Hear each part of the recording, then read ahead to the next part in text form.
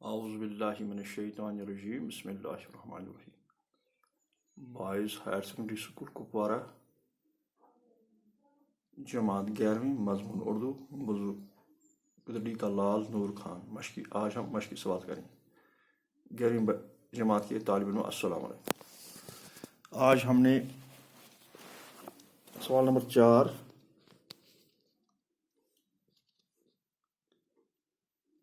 گدڑی کا لال نور خان کا کریں گے۔ تو پہلے ہم یہ درجہ ذیل اقتصاد کو غور سے پڑھ کر آخر میں دیے گئے سوالات کا جواب لکھے۔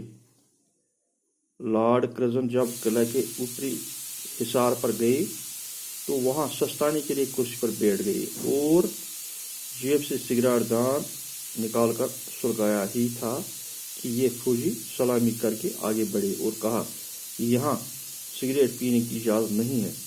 لارڈ کرزن نے جلتا ہوا سگریٹ نیچے پھینک دیا اور جوتے سے رگڑ ڈالا۔ یہ حرکت دیکھ کر نواب بشیر، نواب جنگ بہادر اور دوسرے عہدیدار کا رنگ پھک ہو گیا۔ لہو کے گھونٹ پی کر رہ گئی بعد میں نے لے دی ہوئی، مگر اب کیا ہو سکتا تھا؟ خان صاحب نے قاعدے کی پوری پابندی کی تھی۔ تو اس میں ہمارا سوال آتا ہے اوپر دیے گئے اقتباس کا ما حاصل لکھیے، اور دوسرا ہے لارڈ کرزن نے جلتا ہوا سگریٹ کیوں پھینک دیا، اور تیسرا سوال ہے عہدیداروں کا رنگ کیوں پھک ہو گیا، تو چوتھا ان ماہروں کے معنی۔ یہ ہم نے کیا ہے۔ تو پانچواں سوال اس میں ہے مصنف نے کیوں کہا کاش ہم بہت سے نور خان ہوتے۔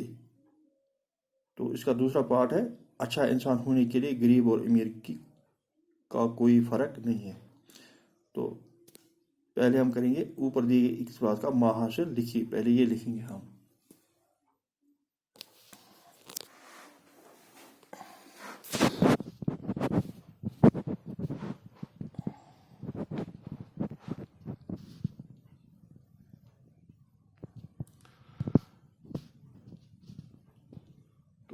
یہ اقتباس مولوی عبدالحق کے مضمون گدڑی کا لال سے ماخوذ ہے، یعنی کہ یہ جو اقتباس جو ہم نے پڑھا تو یہ مولوی عبدالحق کے مضمون خاکہ گدڑی کا لال نور خان سے لیا گیا ہے، یعنی ان سے ماخوذ ہے۔ اس میں مولوی صاحب یعنی عبدالحق نور خان کی فرض شناسی اور صداقت پسندی کا ذکر کرتے ہوئے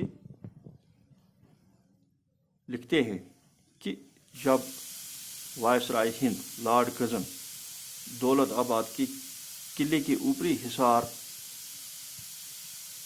میں آرام کی غرض سے کرسی پر بیٹھ کر سگریٹ پینے لگے تو نور خان نے بڑھ کر فوجی سلامی دی اور بعد میں بلا خوف اپنی ڈیوٹی نبھاتے ہوئے لارڈ کرزن سے کہا کہ یہاں سگریٹ پینے کی اجازت نہیں ہے۔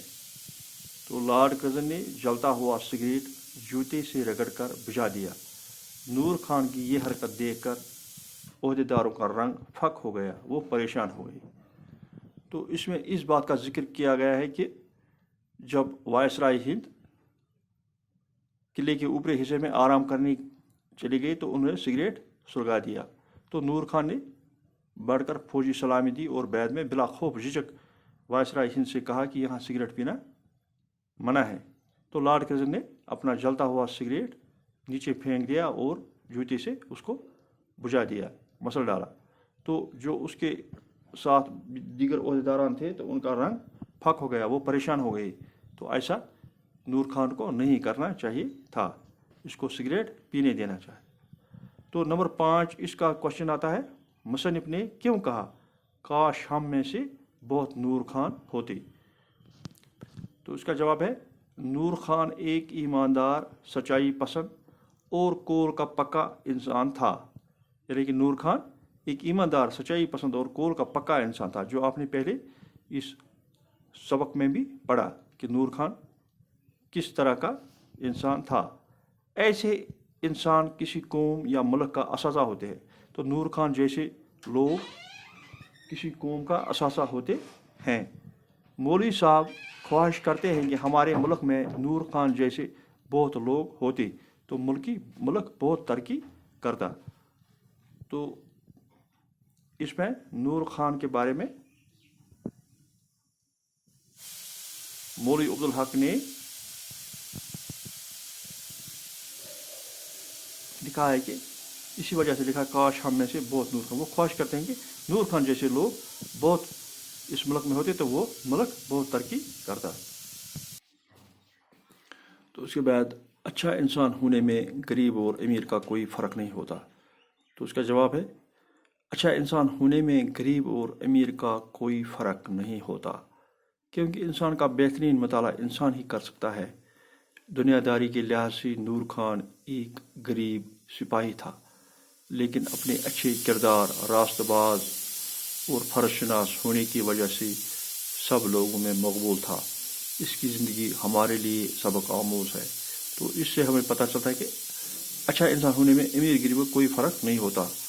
गरीब आदमी भी अगर उसके किरदार अच्छे हों और अतवार अच्छे हों तो वो एक मिसाल बन जाता है।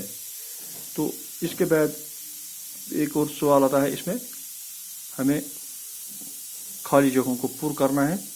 तो सवाल नंबर 6 है ये, गडरी का लाल नूर खान एक डैश है, यानी खाका है, इंशा है, इसमें खाका आएगा। तो नंबर 2, खाइब से मुराद डरने वाला है। तो इसमें तीसरा, मौलवी अब्दुल हक फौत हुए कराची में। इसके 3 ऑप्शन दिए हैं, लेकिन इसका सही ऑप्शन कराची है। अगर आप इसको सही चुनना है हमने। गडरी का लाल नूर खान एक ड्रामा है, इंशा है, खाका एक खाका है। खाइब से मुराद डरने वाला, इसमें डरा हुआ जो डर गया हो।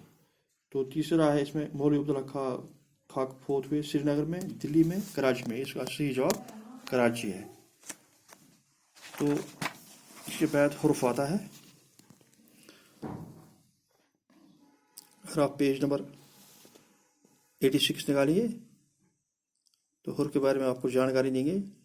हुर्फ वो कलिमा है जो किसी काम को जाहिर करता है और नहीं किसी का नाम होता है। महज कलिमात के साथ जोड़कर काम देता है। इसम को इसम के साथ और फ़ेल को फ़ेल के साथ रबत देता है। हुरूफ की वो किस्में जो हुरूफ हिजा और हुरूफ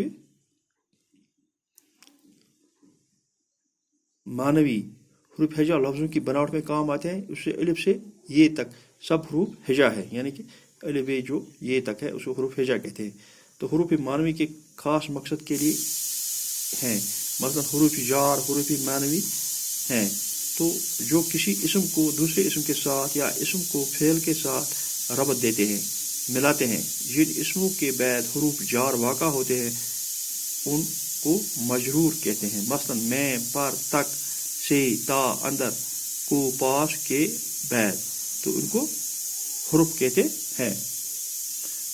तो मैं का इस्तेमाल आप देखेंगे, शहर में बेचैनी है, तो मैं अगर हम लिखेंगे शहर बेचैनी है तो इसका मतलब हम नहीं निकलेगा, इसमें शहर में बेचैनी है। महीना में एक बार हाजिर होना पड़ता है, तो मैं का इस्तेमाल यहाँ हुआ है। ज़रा होश में आओ। तो चौथा है, एक बच्चे और जवान में फ़र्क है। पांचवा, ये लड़कों में बांट दो। छठा, वो कबड्डी खेलने में मसरूफ़ हैं, तो इसमें मैं का जिक्र है। 1 किलो में 1000 ग्राम होते हैं। तो इस तरह से हम ये हुरूफ में, अब से का इस्तेमाल है आगे। मैं कल से इंतज़ार कर रहा हूँ, इससे अच्छा कलम लाना, इसमें से का इस्तेमाल है। उसने चाबुक से मारा, लालच से आदमी जलील हो जाता है। बाप बेटी से दूर जा रहा है, तो इसमें हुरूफ से का इस्तेमाल हो रहा है इन अल्फाज में। अगर आप गौर से देखें, अच्छे से अच्छा कपड़ा ले आओ, अगर से का इस्तेमाल नहीं करेंगे तो इसका मतलब ही बिगड़ जाए। अच्छे अगर लिख लेंगे अच्छे अच्छा कपड़ा ले आओ, तो इसमें इसका माने ही बिगड़ जाए। तो से के इस्तेमाल से हुरूफ जो जोड़ देते हैं इसम और इसम के साथ और फ़ेल को फ़ेल के साथ। तो इस तरह से हमने ये گدری کا لال نور خان کے مشقی سوالات جو تھے یہ اقدام پذیر ہوئے. تو انشاءاللہ ہم کل دوسرا لیسن پڑھیں گے. خدا حافظ.